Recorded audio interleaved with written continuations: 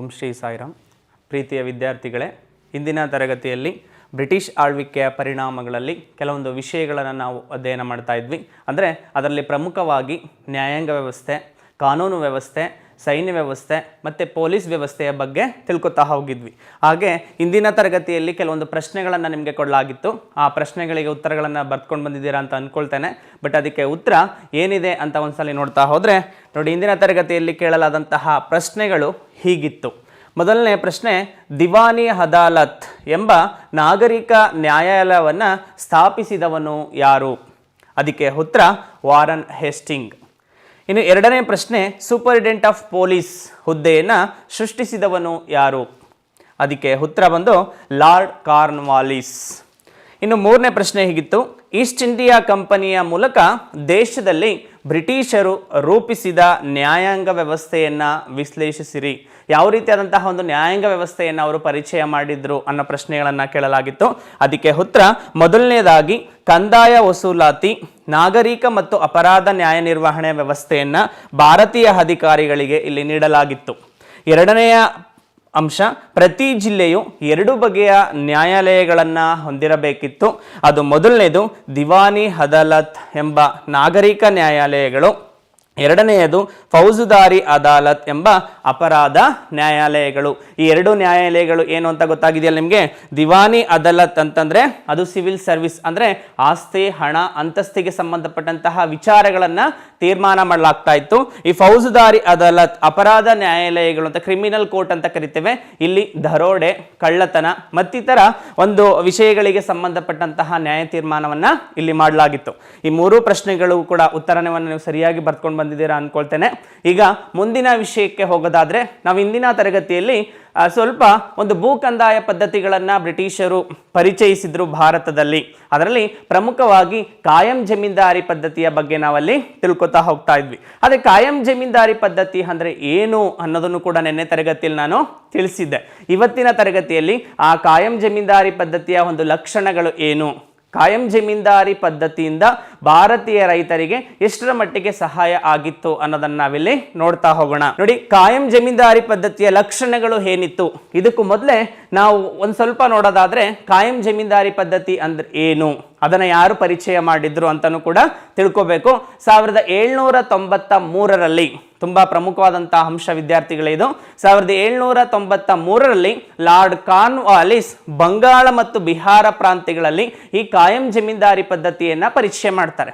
ಈ ಕಾಯಂ ಜಮೀನ್ದಾರಿ ಪದ್ಧತಿ ಅಂದ್ರೆ ಏನಪ್ಪಾ ಅಂತಂದ್ರೆ, ಒಂದು ನಿರ್ದಿಷ್ಟ ಕಂದಾಯವನ್ನ ವಸೂಲಿ ಮಾಡುವಂತಹ ಸಲುವಾಗಿ ಈ ಹೊಸ ಪದ್ಧತಿಯನ್ನ ಲಾರ್ಡ್ ಕಾರ್ನ್ವಾಲಿಸ್ 1793ರಲ್ಲಿ ಇದನ್ನ ಬಂಗಾಳ ಮತ್ತು ಬಿಹಾರ ಪ್ರಾಂತ್ಯಗಳಲ್ಲಿ ಇದನ್ನ ಪರಿಚಯ ಮಾಡ್ದ. ಹಾಗಾದ್ರೆ ಆ ಕಾಯಂ ಜಮೀನ್ದಾರಿ ಪದ್ಧತಿಯ ಲಕ್ಷಣಗಳು ಏನು ಅಂತ ನೋಡ್ತಾ ಹೋದ್ರೆ, ಮೊದಲನೇ ಅಂಶ, ಈ ಪದ್ಧತಿಯಲ್ಲಿ ಜಮೀನ್ದಾರನು ಭೂಮಾಲೀಕನಾದನು. ಇಲ್ಲಿ ಜಮೀನ್ದಾರ ಅಂದ್ರೆ ಯಾರಪ್ಪ ಅಂದ್ರೆ ಲ್ಯಾಂಡ್ ಲೋಡರ್ಸ್ ಅಂತ ಕರಿತೇವೆ. ಈ ಜಮೀನ್ದಾರ ಯಾರು ಅನ್ನೋದನ್ನ ನಾವಿಲ್ಲಿ ತಿಳ್ಕೋಬೇಕು. ಬ್ರಿಟಿಷ್ ಸರ್ಕಾರ ಮತ್ತು ರೈತರ ನಡುವೆ ಮಧ್ಯವರ್ತಿಯಾಗಿ ಕೆಲಸ ಮಾಡ್ತಾ ಇರೋವನೇ ಈ ಜಮೀನ್ದಾರ. ಇವನು ಸಂಪೂರ್ಣವಾಗಿ ಏನಾಗ್ತಾನೆ ಅಂದ್ರೆ ಒಂದು ಭೂಮಾಲೀಕನಾಗ್ತಾನೆ. ಇಲ್ಲಿ ನಿಜವಾದಂತಹ ಭೂಮಾಲೀಕ ಯಾರಾಗಬೇಕಾಗಿತ್ತು? ರೈತ ಆಗಬೇಕಾಗಿತ್ತು. ಅದರ ಬದಲಾಗಿ ಜಮೀನ್ದಾರನು ಇಲ್ಲಿ ಭೂಮಾಲೀಕನಾದ. ಇನ್ನು ಎರಡನೆಯ ಒಂದು ಅಂಶ, ಇದರ ಲಕ್ಷಣ ಅಂತ ನೋಡೋದಾದ್ರೆ, ಜಮೀನ್ದಾರನು ಪ್ರತಿ ವರ್ಷವೂ ನಿಗದಿಪಡಿಸಿದ ಕಂದಾಯದ ಮೊತ್ತವನ್ನ ಸರ್ಕಾರಕ್ಕೆ ಸಲ್ಲಿಸಬೇಕಾಗಿತ್ತು. ಈ ಜಮೀನ್ದಾರ ಎಲ್ಲಿಂದ ಕಂದಾಯವನ್ನ ವಸೂಲಿ ಮಾಡ್ತಾ ಇದ್ದ ಅಂದ್ರೆ, ರೈತರಿಂದ ಕಂದಾಯವನ್ನ ವಸೂಲಿ ಮಾಡಿ ಬ್ರಿಟಿಷ್ ಸರ್ಕಾರ ಎಷ್ಟು ಕಂದಾಯವನ್ನ ವಸೂಲಿ ಮಾಡಬೇಕು ಅಂತ ಹೇಳಿತ್ತೋ ಅದಕ್ಕೆ ತಕ್ಕಂತೆ ವಸೂಲಿ ಮಾಡಿ ಪ್ರತಿ ವರ್ಷವೂ ಕೂಡ ಬ್ರಿಟಿಷ್ ಸರ್ಕಾರಕ್ಕೆ ಕಂದಾಯವನ್ನ ಕಟ್ತಾ ಇದ್ದ. ಇನ್ನು ಮೂರನೇದು, ಸರ್ಕಾರಕ್ಕೆ ಸಲ್ಲಿಸಬೇಕಾದ ಮೊತ್ತಕ್ಕಿಂತ ಹೆಚ್ಚಿಗೆ ವಸೂಲಿ ಮಾಡಿ ಭೂಮಾಲೀಕನು ಇಟ್ಟಿಕೊಳ್ಳಬಹುದಾಗಿತ್ತು. ನೋಡಿ, ಇಲ್ಲಿ ಪ್ರಮುಖವಾಗಿ ರೈತ ಮಾತ್ರ ಶೋಷಣೆಗಳು ಆಗ್ತಾ ಇದ್ದಾನೆ.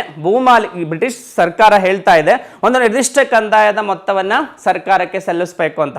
ಉದಾಹರಣೆಗೆ 1 ಲಕ್ಷ ರೂಪಾಯಿ ಮೊತ್ತವನ್ನ ಸಂಗ್ರಹ ಮಾಡಬೇಕಾದ್ರೆ ಅವರು ಸುಮಾರು 1.5 ಲಕ್ಷ ಅಥವಾ 2 ಲಕ್ಷ ರೂಪಾಯಿ ಸಂಗ್ರಹ ಮಾಡಿ ಎಷ್ಟು ಸರ್ಕಾರಕ್ಕೆ ಕಟ್ಟಬೇಕಾಗಿತ್ತು ಬ್ರಿಟಿಷ್ ಸರ್ಕಾರಕ್ಕೆ ಅಷ್ಟನ್ನ ಕಟ್ಟಿ ಇನ್ನುಳಿದಂತಹ ಒಂದು ಹಣವನ್ನ ಭೂಮಾಲೀಕನೇ ಅಥವಾ ಜಮೀನ್ದಾರನೇ ಇಲ್ಲಿ ಇಟ್ಕೊಳ್ತಾ ಇದ್ದ. ಇನ್ನು ಮತ್ತೊಂದು ಅಂಶ, ರೈತರು ಕಂದಾಯ ಕಟ್ಟದಿದ್ದರೆ ಬ್ರಿಟಿಷ್ ಸರ್ಕಾರವು ಭೂಮಿಯನ್ನ ಅವನಿಂದ ಕಸಿದುಕೊಳ್ಳಲಾಗ್ತಾ ಇತ್ತು. ಅಂದ್ರೆ ಈ ಜಮೀನ್ದಾರ ಅನ್ನೋ ಪದಕ್ಕೆ ಸರಿಯಾದಂತಹ ಅರ್ಥವನ್ನು ತಿಳ್ಕೋಬೇಕು. ಒಂದಷ್ಟು ಸಣ್ಣ ಪುಟ್ಟ ರೈತರನ್ನ ಸಂಘಟಿಸಿ ಅವರೆಲ್ಲರ ಜಮೀನನ್ನ ತನ್ನ ಒಂದು ಕಸ್ಟಡಿಗೆ ಅಂಡರ್ಗೆ ತಗೊಂಡು ಅದಕ್ಕೆ ಒಡೆಯನಾಗ್ತಾ ಇದ್ದ ಅವನು ಜಮೀನ್ದಾರ ಅಂತ, ಮಿಡಲ್ ಮ್ಯಾನ್ ಅಂತ ಕರಿತೇವೆ. ಅಂದ್ರೆ ಇವನು ಸರ್ಕಾರ ಮತ್ತು ರೈತರ ನಡುವೆ ಬಂದಂತಹ ಮಧ್ಯವರ್ತಿ. ಇಲ್ಲಿ ನೋಡಿ, ನೀವು ಗಮನಿಸಬೇಕಾದ ಅಂಶ, ರೈತರು ಕಂದಾಯ ಕಟ್ಟದಿದ್ದರೆ, ಯಾವಾಗ ರೈತರು ಕಂದಾಯ ಕಟ್ಟೋಕ್ಕಾಗೋದಿಲ್ವೋ, ಯಾವ ಸಂದರ್ಭದಲ್ಲಿ ಕಟ್ಟಕ್ಕಾಗಲ್ಲ, ಆಕ್ಚುಲಿ ಮಳೆಗಾಲದಲ್ಲಿ ಮಳೆ ಸರಿಯಾಗಿ ಬೀಳದೆ ಇರ್ಬೋದು, ಅಥವಾ ಅತಿವೃಷ್ಟಿ ಅನಾವೃಷ್ಟಿ, ಇಂತಹ ಸಂದರ್ಭದಲ್ಲಿ ರೈತರಿಗೆ ಬೆಳೆ ಸಿಗದೆ ಇರದೆ ಹೋಗ್ತಾ ಇತ್ತು. ಇಂತಹ ಸಂದರ್ಭದಲ್ಲಿ ಬ್ರಿಟಿಷರಿಗೆ ಕಂದಾಯವನ್ನ ಕಟ್ಟಲೇಬೇಕಾಗ್ತಾ ಇತ್ತು. ಇಂಥ ಸಂದರ್ಭದಲ್ಲಿ ಜಮೀನ್ದಾರ ಏನ್ ಮಾಡ್ತಾ ಇದ್ದ, ರೈತರ ಮೇಲೆ ಶೋಷಣೆ ಮಾಡ್ತಾ ಇದ್ದ. ನೋಡಿ, ರೈತರು ಕಂದಾಯ ಕಟ್ಟದಿದ್ದರೆ ಬ್ರಿಟಿಷ್ ಸರ್ಕಾರವು ಭೂಮಿಯನ್ನ ಅವನಿಂದ ಕಸಿದುಕೊಳ್ಳಲಾಗ್ತಾ ಇತ್ತು. ಇಲ್ಲಿ ಯಾರಿಂದ ಕಸಿದುಕೊಳ್ಳಲಾಗ್ತಾ ಇತ್ತು, ಏನು ಜಮೀನ್ದಾರ ಸಣ್ಣ ಪುಟ್ಟ ರೈತರನ್ನ ಸಂಗ್ರಹಿಸಿ ಅವನ ಜಮೀನಿಗೆ ಒಡೆಯನಾಗಿದ್ನೋ ಆ ಜಮೀನ್ದಾರ ರೈತರಿಂದ ಏನ್ ಮಾಡ್ತಾ ಇದ್ದ, ಭೂಮಿಯನ್ನ ಪಡ್ಕೊಂಡಿದ್ದ. ಆ ಭೂಮಿಯನ್ನ ಜಮೀನ್ದಾರ ಹತ್ರ ಇತ್ತು. ಬ್ರಿಟಿಷ್ ಸರ್ಕಾರ ಏನ್ ಮಾಡ್ತು, ಜಮೀನ್ದಾರನಿಂದ ಆ ಭೂಮಿಯನ್ನ ಕಸಿದುಕೊಳ್ತಾ ಇತ್ತು.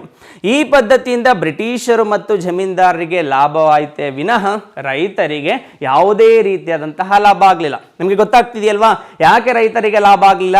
ಬ್ರಿಟಿಷ್ ಸರ್ಕಾರ ಮತ್ತು ರೈತರ ನಡುವೆ ನೇರ ಸಂಪರ್ಕ ಇದ್ದಿದ್ರೆ ಅಲ್ಲಿ ರೈತರಿಗೆ ಅಷ್ಟೋ ಇಷ್ಟೋ ಸ್ವಲ್ಪ ಒಂದು ಲಾಭ ಆಗ್ತಾ ಇತ್ತು. ಬಟ್ ಆದ್ರೆ ಇಲ್ಲಿ ಬ್ರಿಟಿಷ್ ಸರ್ಕಾರ ಮತ್ತು ರೈತರ ನಡುವೆ ಜಮೀನ್ದಾರ ಅನ್ನೋ ಮಿಡಲ್ ಮ್ಯಾನ್, ಮಧ್ಯವರ್ತಿ ಬಂದ್ಮೇಲೆ ಅವನಿಗೆ ಮತ್ತು ಬ್ರಿಟಿಷ್ ಸರ್ಕಾರಕ್ಕೆ ಲಾಭ ಆಯ್ತೆ ವಿನಃ ರೈತರಿಗೆ ಯಾವುದೇ ರೀತಿಯಾದಂತಹ ಲಾಭ ಆಗಲಿಲ್ಲ. ಇನ್ನು 6ನೇ ಅಂಶವನ್ನ ಗಮನಿಸಿದಾದ್ರೆ, ರೈತರು ಕೂಲಿ ಕಾರ್ಮಿಕರು ಜಮೀನ್ದಾರರ ಭೂಮಿಯಲ್ಲಿ ಕೆಲಸ ಮಾಡಲು ನಿರಂತರ ಅವಕಾಶಗಳು ಸಿಗದೆ ಶೋಷಣೆಗೆ ಒಳಗಾಗ್ತಾ ಹೋದ್ರು. ಯಾವಾಗ ರೈತ ಕಂದಾಯವನ್ನ ಕಟ್ಟೋಕ್ಕಾಗೋದಿಲ್ವೋ, ಜಮೀನ್ದಾರ ತಾನು ಏನು ಬ್ರಿಟಿಷ್ ಸರ್ಕಾರಕ್ಕೆ ಕಟ್ಟಬೇಕಾಗಿತ್ತು ಆ ಕಂದಾಯವನ್ನ ಕೊಡೋಕ್ ಸಾಧ್ಯ ಆಗ್ತಾ ಇರಲಿಲ್ಲ.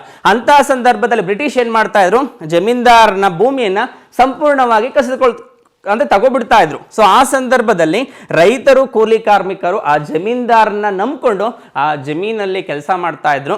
ಆ ಜಮೀನನ್ನೇ ಕಸ್ಕೊಂಡ್ಮೇಲೆ ಇಲ್ಲಿ ರೈತರು ಮತ್ತು ಕೂಲಿ ಕಾರ್ಮಿಕರು ಆ ಒಂದು ಜಮೀನ್ದಾರರ ಭೂಮಿಯಲ್ಲಿ ಕೆಲಸ ಮಾಡೋಕ್ಕೆ ಸಿಗದೆ ಅವರು ಸಂಪೂರ್ಣವಾಗಿ ಶೋಷಣೆಗೆ ಒಳಗಾಗ್ತಾ ಹೋದ್ರು. ಅಂದ್ರೆ ಇಷ್ಟು ಅಂಶಗಳನ್ನು ನೀವು ಗಮನಿಸ್ತಾದ್ರೆ ವಿದ್ಯಾರ್ಥಿಗಳೇ, ನೋಡಿ ಇಲ್ಲಿ ಚಿತ್ರ ಕಾಣ್ತಾ ಇದೆ. ಜಮೀನ್ದಾರ ವರ್ಗ ಮೀನ್ಸ್ ಈ ರೀತಿಯಾಗಿ ಜಮೀನ್ದಾರ ಉಟ್ಕೊಳ್ತಾ ಇದ್ರು. ಇಲ್ಲಿ ರೈತರು ತಾವು ಬೆಳೆದಂತಹ ಬೆಳೆಯಲ್ಲಿ ಈ ಒಂದು ಜಮೀನ್ದಾರರಿಗೆ ಕಂದಾಯವನ್ನ ಕೊಡ್ತಾ ಇರುವಂತದ್ದು ಒಂದು ಚಿತ್ರವನ್ನ ಇಲ್ಲಿ ನಾವು ನೋಡ್ತೇವೆ. ಹಾಗೆ ಆ ಜಮೀನ್ದಾರರು ಯಾವ ರೀತಿಯಾದಂತಹ ಶೋಷಣೆಗಳನ್ನ ಮಾಡ್ತಾ ಇದ್ರು. ಉದಾಹರಣೆಗೆ ಜಮೀನ್ದಾರ್ಸ್ ಆಫ್ ಬಂಗಾಳದ ಜಮೀನ್ದಾರ, ಇವನು ಬ್ರಿಟಿಷ್ ಒಂದು ಕಂಪನಿ ಏನು ಹೇಳ್ತಾ ಇತ್ತೋ ಅದೇ ರೀತಿ ಕೇಳ್ತಾ ಇದ್ರು. ರೈತರನ್ನ ಸಂಪೂರ್ಣವಾಗಿ ಶೋಷಣೆಗೊಳಪಡಿಸ್ಕೊಳ್ತಾ ಇರುವಂತಹ ಚಿತ್ರ ನೋಡಿ. ಇಲ್ಲಿ ಅವರನ್ನ ಯಾವ ರೀತಿಯಾಗಿ ಶೋಷಣೆಗೊಳಪಡಿಸ್ತಾ ಇದ್ರು ಅಂತಂದ್ರೆ, ಅವರು ಬೆಳೆದಂತಹ ಬೆಳೆಗಿಂತ ಅಧಿಕ ಮೊತ್ತದ ಒಂದು ಕಂದಾಯವನ್ನ ವಸೂಲಿ ಮಾಡಿ ಜಮೀನ್ದಾರರು ಇಟ್ಕೊಳ್ತಾ ಇದ್ರು. ಸರ್ಕಾರಕ್ಕೆ ಎಷ್ಟು ಬೇಕು ಅಷ್ಟನ್ನ ಕಟ್ತಾ ಇದ್ರು. ಅದಕ್ಕೆ ಓವರ್ ಆಲ್ ಆಗಿ ಈ ಕಾಯಂ ಜಮೀನ್ದಾರಿ ಪದ್ಧತಿಯಿಂದ ನಾವು ತಿಳ್ಕೊಬೇಕಾದಂತಹ ಪ್ರಮುಖ ಅಂಶ ಏನಪ್ಪಾ ಅಂದ್ರೆ, ಇತಿಹಾಸದಲ್ಲಿ ಮೆಟಾಕ್ ಆಫ್ ಅಮೋ ಎಂಬ ವ್ಯಕ್ತಿ ಒಂದು ಮಾತು ಹೇಳ್ತಾನೆ. ಈ ಕಾಯಂ ಜಮೀನ್ದಾರಿ ಪದ್ಧತಿಯಿಂದ ಭಾರತದ ರೈತರು ಸಾಲದಲ್ಲಿ ಹುಟ್ಟಿ ಸಾಲದಲ್ಲಿ ಬೆಳೆದು ಸಾಲದಲ್ಲಿ ಸತ್ತರು ಅನ್ನೋ ಮಾತನ್ನ ಒಂದು ಕಡೆ ಎಲ್ಲ ಹೇಳ್ತಾ ಹೋಗ್ತೇವೆ. ನೋಡಿ, ಇಲ್ಲಿ ಕಾಣ್ತಾ ಇದೆ ಜಮೀನ್ದಾರಿ ಸಿಸ್ಟಮ್, ಪರ್ಮನೆಂಟ್ ಸೆಟಲ್ಮೆಂಟ್ ಅಂತ ಕರಿತೇವೆ. ಬ್ರಿಟಿಷ್ ಗವರ್ನಮೆಂಟ್ ಇದೆ, ಇಲ್ಲಿ ರೈತರಿದ್ದಾರೆ. ಇವರಿಬ್ಬರ ನಡುವೆ ಬಂದಂತಹ ಮಧ್ಯವರ್ತಿಯೇ ಈ ಒಂದು ಜಮೀನ್ದಾರ್ ಅಥವಾ ಜಮೀನ್ದಾರರು ಅಂತ ನಾವಲ್ಲಿ ಕರಿತೇವೆ. ಇದಿಷ್ಟು ಅಂಶಗಳು ಕಾಯಂ ಜಮೀನ್ದಾರಿ ಪದ್ಧತಿಯ ಪ್ರಮುಖ ಅಂಶಗಳು. ಇಲ್ಲಿ ಅರ್ಥ ಆಗಿದೆಯಲ್ಲ ಯಾರಿಗೆ ಲಾಭ ಆಗಿತ್ತಿಲ್ಲಿ? ಬ್ರಿಟಿಷ್ ಸರ್ಕಾರಕ್ಕೆ, ಜಮೀನ್ದಾರರಿಗೆ ಒಂದು ಲಾಭ ಐತೆ ವಿನಃ ರೈತರಿಗೆ ಯಾವುದೇ ರೀತಿಯಾದಂತಹ ಲಾಭಗಳು ಇಲ್ಲಿ ಆಗಲಿಲ್ಲ. ಎರಡನೇ ಒಂದು ವ್ಯವಸ್ಥೆ, ಭೂಕಂದಾಯ ವ್ಯವಸ್ಥೆಯಲ್ಲಿ ತಿಳ್ಕೊಬೇಕಾದಂತಹ ಅಂಶ ಯಾವುದಪ್ಪ ಅಂದ್ರೆ ಮಹಲ್ವಾರಿ ಪದ್ಧತಿ. ನೋಡಿ ಮಕ್ಕಳೇ, ಈ ಪದ್ಧತಿಯನ್ನ R.M. ಬರ್ಡ್ ಮತ್ತು ಜೇಮ್ಸ್ ಥಾಮ್ಸನ್ ಪ್ರಯೋಗಿಸಿದರು. ಅಂಡರ್ಲೈನ್ ಮಾಡ್ಕೋಬೇಕು, ಇದು ಪ್ರಮುಖವಾದಂತಹ ಅಂಶ. ಜೇಮ್ಸ್ ಬರ್ಡ್ ಕಾಣ್ತಿದೆಯಲ್ಲ ನಿಮಗೆ ಚಿತ್ರ, ಈ ವ್ಯಕ್ತಿ ಇದನ್ನ ಪ್ರಯೋಗ ಮಾಡ್ತಾನೆ. ಮಹಲ್ ಅಂದ್ರೆ ಏನು ಅನ್ನೋದನ್ನ ತಿಳ್ಕೊತಾ ಹೋದ್ರೆ, ಮಹಲ್ ಎಂದರೆ ತಾಲೂಕು ಎಂದರ್ಥ. ಈಗ ನಾವು ತಾಲೂಕುಗಳು ಅಂತ ಕರಿತೀವಲ್ಲ, ಅದೇ ಹಿಂದೆ ಮಹಲ್ ಅಂತ ಕರೀತಾ ಇದ್ರು. ಆ ಮಹಲ್ ಎಂದ್ರೆ ತಾಲೂಕು ಎಂದರ್ಥ. ಇದರ ಒಂದು ಪ್ರಮುಖ ಲಕ್ಷಣಗಳು ಏನಿತ್ತು ವಿದ್ಯಾರ್ಥಿಗಳೇ? ಮೊದಲನೇದು ನೋಡಿ, ಮಹಲ್ಲುಗಳೇ ಸಾಮೂಹಿಕ ಒಪ್ಪಂದಗಳನ್ನ ಮಾಡಿಕೊಂಡು ಸರ್ಕಾರಕ್ಕೆ ತೆರಿಗೆಯನ್ನ ಸಲ್ಲಿಸುವಂತಹ ಪದ್ಧತಿ ಇತ್ತು. ಇದೆಲ್ಲ ಒಂದು ಕಡೆ ಸರಿಯಾಗ್ತಾ ಇತ್ತು. ಯಾಕಂದ್ರೆ ಇಲ್ಲಿ ಮಧ್ಯವರ್ತಿಗಳ ಹಾವಳಿ ಸಂಪೂರ್ಣವಾಗಿ ತಡೆಗಟ್ತಾ ಹೋದ್ರು. ಈ ಜಮೀನ್ದಾರ ಅಂತ ಏನಿದ್ರು ಅವನ ಹಾವಳಿಯಿಂದ ತಪ್ಪಿಸ್ಕೊಂಡು ಆ ಮಹಲ್ಲುಗಳೇ, ಆ ತಾಲೂಕುಗಳ ರೈತರು ಏನ್ ಮಾಡ್ತಾ ಹೋದ್ರು, ಸೇರ್ಕೊಂಡು ನಾವೇ ಒಂದಿಷ್ಟು ಹಣವನ್ನ ನಿಮ್ಗೆ ಕೊಡ್ತೇವೆ ಅಂತ ಹೇಳಿ ಕಂದಾಯವನ್ನ ಕೊಡುವಂತಹ ಒಂದು ಮೊದಲ ಪದ್ಧತಿ ಇಲ್ಲಿ ಉಟ್ಕೊಳ್ತು. ಇನ್ನು ಎರಡನೇದು, ದೊಡ್ಡ ಮತ್ತು ಸಣ್ಣ ಪ್ರಮಾಣದ ಜಮೀನ್ದಾರರು ಈ ಪದ್ಧತಿಯ ಭಾಗವಾಗಿದ್ದರು. ಅಂದ್ರೆ ಸಣ್ಣ ಜಮೀನಿಂದ ಹಿಡಿದು ದೊಡ್ಡ ಪ್ರಮಾಣದ ಒಂದು ಜಮೀನ್ದಾರರ ವರ್ಗ ಇಲ್ಲಿ ಒಂದು ಉಗಮ ಆಗ್ತಾ ಹೋಗುತ್ತೆ. ಅವರೂ ಕೂಡ ಈ ತಾಲೂಕು ಅಧೀನದಲ್ಲಿ ಏನ್ ಮಾಡ್ತಾ ಇರ್ತಾರೆ, ಬ್ರಿಟಿಷರಿಗೆ ಕಂದಾಯವನ್ನ ಕೊಡ್ತಾ ಹೋದ್ರು. ಇನ್ನು ಮೂರನೇ ಅಂಶ, ಕಂಪನಿ ಅಧಿಕಾರಿಗಳು ಜಮೀನಿನಲ್ಲಿ ಆಗುವ ಉತ್ಪಾದನೆಗಿಂತಲೂ ಹೆಚ್ಚು ಮೊತ್ತದ ಕಂದಾಯಗಳನ್ನ ನಿರ್ಧರಿಸಿದರು. ಇಟ್ಸ್ ವೆರಿ ಇಂಪಾರ್ಟೆಂಟ್ ನೋಡಿ. ಕಂಪನಿಯ ಅಧಿಕಾರಿಗಳು, ಯಾವ ಕಂಪನಿ ಅಧಿಕಾರಿಗಳು? ಬ್ರಿಟಿಷ್ ಈಸ್ಟ್ ಇಂಡಿಯಾ ಕಂಪನಿ ಇತ್ತಲ್ಲ, ಆ ಅಧಿಕಾರಿಗಳು ಜಮೀನಲ್ಲಿ ಆಗುವ ಉತ್ಪಾದನೆಗಿಂತಲೂ ಹೆಚ್ಚಿನ ಮೊತ್ತದ ಕಂದಾಯಗಳನ್ನ ನಿರ್ಧರಿಸಿತ್ತು. ಉದಾಹರಣೆಗೆ 1 ಹೆಕ್ಟೇರ್ ಜಮೀನಿದೆ, ಆ ಜಮೀನಲ್ಲಿ ಎಷ್ಟೋ ಈಗ 1 ಲಕ್ಷ ರೂಪಾಯಿ ಆದಾಯ ಬೆಳೀತಾ ಇದೀವಿ ಅಂದ್ರೆ ಅದಕ್ಕಿಂತ ಹೆಚ್ಚಿನ ಮೊತ್ತದ ಕಂದಾಯವನ್ನ ಅಲ್ಲಿ ವಿಧಿಸಲಾಗಿತ್ತು. ಅಂದ್ರೆ ಸುಮಾರು 1.5 ಲಕ್ಷ ರೂಪಾಯಿಗಳ ಆದಾಯವನ್ನ, ಅಂದ್ರೆ ಅದಕ್ಕಿಂತ ಹೆಚ್ಚು 50,000 ರೂಪಾಯಿ ಆದಾಯವನ್ನ ಅಲ್ಲಿ ಅವರು ಬ್ರಿಟಿಷರು ಏನ್ ಮಾಡ್ತಾ ಇದ್ರು, ಎಕ್ಸ್ಪೆಕ್ಟ್ ಮಾಡ್ತಾ ಇದ್ರು. ಬಟ್ ಆದ್ರೆ ಇದರಿಂದ ಜಮೀನ್ದಾರರು ತಮ್ಮ ಭೂ ಮಾಲೀಕತ್ವವನ್ನ ಕಳೆದುಕೊಳ್ತಾ ಹೋದ್ರು. ಅಂದ್ರೆ ಇಲ್ಲಿ ಆ 1 ಹೆಕ್ಟೇರ್ ಪ್ರದೇಶದಲ್ಲಿ ಎಷ್ಟು ಬೆಳಿಬೇಕು ಅಷ್ಟೇ ಬೆಳಿಬೇಕು, ಎಷ್ಟು ಆದಾಯ ಬರುತ್ತೋ ಅಷ್ಟೇ ಆದಾಯ ಬರಬೇಕು. ಬಟ್ ಅದಕ್ಕಿಂತ ಹೆಚ್ಚಿನ ಆದಾಯ ಎಕ್ಸ್ಪೆಕ್ಟ್ ಮಾಡೋಕ್ಕಾಗಲ್ಲ. ಬಟ್ ಈಸ್ಟ್ ಇಂಡಿಯಾ ಕಂಪನಿ ಅದಕ್ಕಿಂತ ಅಧಿಕ ಮೊತ್ತವನ್ನ ವಿಧಿಸಿದ್ರಿಂದ ಆ ಜಮೀನನ್ನ, ಈ ಜಮೀನ್ ಬೇಡವೇ ಬೇಡ ಅಂತ ಹೇಳಿ ಈ ಜಮೀನ್ದಾರರು ಏನ್ ಮಾಡಿದ್ರು, ತಮ್ಮ ಭೂ ಮಾಲೀಕತ್ವ, ನಮಗೆ ಜಮೀನ್ದಾರ ಪದ್ಧತಿ ಬೇಡ ಅಂತ ಹೇಳಿ ತಮ್ಮ ಭೂ ಮಾಲೀಕತ್ವವನ್ನ ಕಳೆದುಕೊಂಡ್ರು. ಬಟ್ ಅವರನ್ನೇ ನೆಚ್ಚಿ ಬದುಕ್ತಾ ಇದ್ರಲ್ಲ ಈ ಸಣ್ಣ ಪುಟ್ಟ ರೈತರು, ಕೃಷಿಕರು ಅಥವಾ ಕೂಲಿಕಾರರು, ಇವರೆಲ್ಲರೂ ಕೂಡ ಇಲ್ಲಿ ನಿರ್ಗತಿಕರಾದ್ರು. ಜಮೀನ್ದಾರನ ಹತ್ರ ಹೋಗಿ ಕೆಲಸ ಮಾಡ್ತಾ ಇದ್ರೆ ಅವ್ನು ದಿನಗೂಲಿಯಾಗಿ ಇಷ್ಟು ರೂಪಾಯಿಗಳನ್ನ ಹಣವನ್ನ ಕೊಡ್ತಾ ಇದ್ದ. ಬಟ್ ಯಾವಾಗ ಆ ಜಮೀನ್ದಾರ ತನ್ನ ಮಾಲೀಕತ್ವವನ್ನೇ ಕಳ್ಕೊಂಡು ಆ ಜಮೀನನ್ನ ಸಂಪೂರ್ಣವಾಗಿ ಬ್ರಿಟಿಷ್ ಕಂಪನಿಗೆ ಕೊಟ್ಬಿಟ್ನೋ, ಆ ಸಂದರ್ಭದಲ್ಲಿ ಅದನ್ನ ನಂಬ್ಕೊಂಡು ಬದುಕ್ತಾ ಇದ್ದಂತಹ ಸಣ್ಣ ಕೃಷಿ ಕೂಲಿಕಾರರು ಸಂಪೂರ್ಣವಾಗಿ ನಿರ್ಗತಿಕರಾದ್ರು. ಇನ್ನು 4ನೇ ಅಂಶ, ಉತ್ತರ ಪ್ರದೇಶ, ಮಧ್ಯಪ್ರದೇಶ, ಪಂಜಾಬ್ ಮತ್ತು ದೆಹಲಿ ಪ್ರಾಂತ್ಯಗಳಲ್ಲಿ ಈ ಒಂದು ಪದ್ಧತಿಯನ್ನ ಜಾರಿಗೊಳಿಸಲಾಯಿತು. ನೋಡಿ, ಉತ್ತರ ಪ್ರದೇಶ, ಮಧ್ಯಪ್ರದೇಶ ಮತ್ತು ದೆಹಲಿ ಪ್ರಾಂತ್ಯಗಳಲ್ಲಿ ಈ ಪದ್ಧತಿಯನ್ನ ಮೊಟ್ಟ ಮೊದಲಿಗೆ ಪರಿಚಯ ಮಾಡ್ತಾ ಹೋದ್ರು. ನೋಡಿ, ಆ ಶೋಷಣೆಗೆ ಒಳಗಾಗ್ತಾ ಇರುವಂತಹ ಪದ್ಧತಿ, ಆ ರೈತರು ಕಂದಾಯವನ್ನ ವಸೂಲಿ ಮಾಡ್ತಾ ಇರುವಂತದ್ದು, ಜಮೀನ್ದಾರರು ಆ ಕಂದಾಯವನ್ನ ತಗೊಳ್ತಾ ಇರುವಂತಹ ಒಂದು ಚಿತ್ರಗಳು. ನೋಡಿ, ಜಮೀನ್ದಾರನ್ನೇ ನಂಬ್ಕೊಂಡು ಆ ಕೂಲಿಕಾರರು ಬದುಕ್ತಾ ಇದ್ರು. ಅವರ ಸ್ಥಿತಿ ಎಷ್ಟು ಶೋಚನೀಯವಾಗಿತ್ತು ಅನ್ನೋದನ್ನ ನೀವಲ್ಲಿ ಒಂದು ಕಲ್ಪನೆ ಮಾಡ್ಕೋಬೇಕು. ಆ ಜಮೀನ್ದಾರರು ಯಾವಾಗ ತಮ್ಮ ಭೂ ಮಾಲೀಕತ್ವವನ್ನೇ ಕಳ್ಕೊಂಡ್ರು, ಅಲ್ಲಿದ್ದಂತಹ ಕೂಲಿಕಾರರು, ಕೃಷಿಕರು ಎಲ್ಲರೂ ಕೂಡ ನಿರ್ಗತಿಕರಾಗ್ತಾ ಹೋದ್ರು. ನೋಡಿ, ರೈತವಾರಿ ಪದ್ಧತಿಯನ್ನ ಮೊದಲ ಬಾರಿಗೆ ಎಲ್ಲಿ ಒಂದು ಪ್ರಯೋಗ ಮಾಡಲಾಗಿತ್ತು ಅಂತಂದ್ರೆ ಬಾರ್ ಮಹಲ್ ಪ್ರಾಂತ್ಯದಲ್ಲಿ 1792ರಲ್ಲಿ ಅಲೆಕ್ಸಾಂಡರ್ ರೀಡ್ ಎನ್ನುವವನು ಜಾರಿಗೊಳಿಸಿ. ಅಂಡರ್ಲೈನ್ ಮಾಡ್ಕೊಳ್ಳಿ, ಇಲ್ಲಿ ಕಾಣ್ತಾ ಇದೆಯಾ, ಇದು ಬಾರ್ ಮಹಲ್ ಪ್ರಾಂತ್ಯ ಅಂತ ಕರಿತೇವೆ. ಈ ಪ್ರಾಂತ್ಯದಲ್ಲಿ ಮೊಟ್ಟ ಮೊದಲ ಬಾರಿಗೆ ರೈತವಾರಿ ಪದ್ಧತಿಯನ್ನ ಪರಿಚಯ ಮಾಡ್ತಾರೆ. ರೈತವಾರಿ ಪದ್ಧತಿ ಯಾವುದು? ಇದು ಮತ್ತೊಂದು ಪದ್ಧತಿ, ಮೂರನೇ ಒಂದು ಪದ್ಧತಿ. ಮೊದಲನೇದು ಕಾಯಂ ಜಮೀನ್ದಾರಿ ಪದ್ಧತಿ, ಎರಡನೇದು ಮಹಲ್ವಾರಿ ಪದ್ಧತಿ, ಇನ್ನು ಮೂರನೇದು ರೈತವಾರಿ ಪದ್ಧತಿ. ಈ ಪದ್ಧತಿಯನ್ನ ಮೊದಲ ಬಾರಿಗೆ ಎಲ್ಲಿ ಪ್ರಯೋಗ ಮಾಡಲಾಗಿತ್ತು? ಬಾರ್ ಮಹಲ್ ಪ್ರಾಂತ್ಯದಲ್ಲಿ 1792ರಲ್ಲಿ ಪ್ರಯೋಗ ಮಾಡಲಾಗುತ್ತೆ. ಈ ಪದ್ಧತಿಯನ್ನ ಥಾಮಸ್ ಮನ್ರೋ ಮದರಾಸು ಮತ್ತು ಮೈಸೂರು ಪ್ರಾಂತ್ಯಗಳಲ್ಲಿ 1801ರ ನಂತರ ಇದನ್ನ ಜಾರಿಗೊಳಿಸಲಾಗಿತ್ತು. ನೋಡಿ, ಇಲ್ಲಿ ಕಾಣ್ತಾ ಇದೆಯಾ, ಮೊದಲು ಬಾರ್ ಮಹಲ್ ಪ್ರಾಂತ್ಯದಲ್ಲಿ ಬಂದ್ರೆ ನಂತರ ಮದ್ರಾಸ್ ಮತ್ತೆ ಮೈಸೂರು ಪ್ರಾಂತ್ಯಗಳಲ್ಲಿ 1801ರಲ್ಲಿ ಯಾರು ಜಾರಿಗೊಳಿಸ್ತಾನೆ? ಥಾಮಸ್ ಮನ್ರೋ ಇದನ್ನ ಜಾರಿಗೊಳಿಸ್ತಾ. ಈ ರೈತವಾರಿ ಪದ್ಧತಿಯ ಲಕ್ಷಣಗಳು ಏನು? ನೀವು ಗಮನಿಸಬೇಕು, ಮಹಲ್ವಾರಿ ಪದ್ಧತಿ ಮತ್ತು ಜಮೀನ್ದಾರಿ ಪದ್ಧತಿಗಿಂತ ರೈತವಾರಿ ಪದ್ಧತಿ ತುಂಬಾ ವಿಭಿನ್ನವಾಗಿತ್ತು. ಯಾಕೆಂದ್ರೆ ಈ ರೈತವಾರಿ ಪದ್ಧತಿಗಳು ರೈತರ ಪರವಾಗಿದ್ದು, ಎಲ್ಲ ಒಂದು ಕಡೆ ರೈತರಿಗೆ ಸ್ವಲ್ಪ ಸಮಾಧಾನಕರವಾದಂತಹ ವಿಷಯಗಳನ್ನ ಇಲ್ಲಿ ನಾವಲ್ಲಿ ನೋಡ್ತಾ ಹೋಗ್ಬೋದು. ಮೊದಲನೇದು, ಈ ಪದ್ಧತಿಯ ಪ್ರಕಾರ ಸರ್ಕಾರ ಮತ್ತು ರೈತನ ನಡುವೆ ನೇರ ಸಂಪರ್ಕವನ್ನ ಕಲ್ಪಿಸಲಾಯಿತು. ಹಾಗಾದ್ರೆ ಮಧ್ಯವರ್ತಿಗಳು ಯಾರಿದ್ರಿಲ್ಲಿ? ಜಮೀನ್ದಾರರು ಅಥವಾ ಜಮೀನ್ದಾರರು ಏನಿದ್ರು ಅವರ ಸಂಪೂರ್ಣ ಸಂಪರ್ಕ ಇಲ್ಲಿ ಬಿಟ್ಟೋಯ್ತು. ಸರ್ಕಾರ ಮತ್ತು ರೈತನ ನಡುವೆ ನೇರ ಸಂಪರ್ಕ ಇಲ್ಲಿ ಬಂತು. ಎರಡನೆಯದು, ಭೂಮಿ ಉಳುಮೆ ಮಾಡುತ್ತಿದ್ದವನನ್ನ ಅದರ ಮಾಲೀಕನೆಂದು ಸರ್ಕಾರ ಮಾನ್ಯ ಮಾಡಿತು. ಮೊದಲೆಲ್ಲ ಯಾರನ್ನ ಭೂ ಮಾಲೀಕ ಅಂತ ಕರೀತಾ ಇದ್ರು? ಜಮೀನ್ದಾರನನ್ನ ಭೂ ಮಾಲೀಕ ಅಂತ ಕರೀತಾ ಇದ್ರು, ಆ ಮಧ್ಯವರ್ತಿಯನ್ನ ಭೂ ಮಾಲೀಕ ಅಂತ ಕರೀತಾ ಇದ್ರು. ಬಟ್ ಇಲ್ಲಿ ರೈತವಾರಿ ಪದ್ಧತಿಯಲ್ಲಿ ಯಾರು ಭೂಮಿಯನ್ನ ಉಳುಮೆ ಮಾಡ್ತಾ ಇದ್ದಾನೋ ಅಂತವನನ್ನೇ ಭೂ ಮಾಲೀಕ ಓನರ್ ಅಂತ ಏನ್ ಮಾಡಿದ್ರು ಡಿಸೈಡ್ ಮಾಡ್ತು. ಯಾವ ಸರ್ಕಾರ? ಬ್ರಿಟಿಷ್ ಸರ್ಕಾರ. ಇನ್ನು ಮೂರನೇದು ಮಾಲೀಕನೇ ನೇರವಾಗಿ ಕೃಷಿ ಉತ್ಪನ್ನದ 50% ಭಾಗದ ಕಂದಾಯದ ರೂಪದಲ್ಲಿ ಸರ್ಕಾರಕ್ಕೆ ಸಲ್ಲಿಸಬೇಕಾಗಿತ್ತು. ನೋಡಿ, ಇಲ್ಲಿ ಮಧ್ಯವರ್ತಿಗಳ ಹಾವಳಿ ಸಂಪೂರ್ಣವಾಗಿ ತಪ್ಪು. ತಾನು ಬೆಳೆದಂತಹ ಬೆಳೆಯಲ್ಲಿ ಕೃಷಿ ಉತ್ಪನ್ನದಲ್ಲಿ 50% ಭಾಗವನ್ನ ಕಂದಾಯದ ರೂಪದಲ್ಲಿ ಕೊಡಬೇಕಾಗಿತ್ತು ಬ್ರಿಟಿಷ್ ಸರ್ಕಾರಕ್ಕೆ. ಇನ್ನುಳಿದಂಥದ್ದೆಲ್ಲವನ್ನು ಕೂಡ ತಾನು ಅಲ್ಲಿ ಇಟ್ಕೊಳ್ಳೋಕೆ ಒಂದು ಅವಕಾಶ ಇಲ್ಲಿ ಸಿಕ್ತು. ಬಟ್ ಆದ್ರೆ ಕಾಯಂ ಜಮೀನ್ದಾರಿ ಪದ್ಧತಿಯಲ್ಲಿ ಆ ರೀತಿ ಇರ್ತಿರ್ಲಿಲ್ಲ. ಯಾಕಂದ್ರೆ ಅಲ್ಲಿ ಬೆಳೆದ ಮೊತ್ತಕ್ಕಿಂತ ಅಧಿಕ ಮೊತ್ತವನ್ನ ಸರ್ಕಾರ ಕೊಡಬೇಕಾಗಿತ್ತು. ಜೊತೆಗೆ ಈ ಜಮೀನ್ದಾರರು ಅದಕ್ಕಿಂತ ಹೆಚ್ಚಿನ ಮೊತ್ತವನ್ನ ಸಂಗ್ರಹಿಸಿ ತಾವು ಇಟ್ಕೊಂಡು ಸರ್ಕಾರಕ್ಕೆ ಎಷ್ಟು ಕೊಡಬೇಕೋ ಅಷ್ಟು ಮೊತ್ತವನ್ನ ಮಾತ್ರ ಕೊಡ್ತಾ ಇದ್ರು. ಬಟ್ ಇಲ್ಲಿ ಹಾಗಲ್ಲ, ಸರ್ಕಾರ ಮತ್ತು ರೈತನ ನಡುವೆ ನೇರ ಸಂಪರ್ಕ ಇದ್ದರಿಂದ ಆ ಮಾಲೀಕನು ನೇರವಾಗಿ ತಾನು ಉತ್ಪಾದನೆ ಮಾಡಿದಂತಹ ಕೃಷಿ ಉತ್ಪನ್ನದಲ್ಲಿ 50% ಅಷ್ಟು ಮಾತ್ರ ಅಲ್ಲಿ ಕೊಡೋಕೆ ಅವಕಾಶ ಆಯಿತು.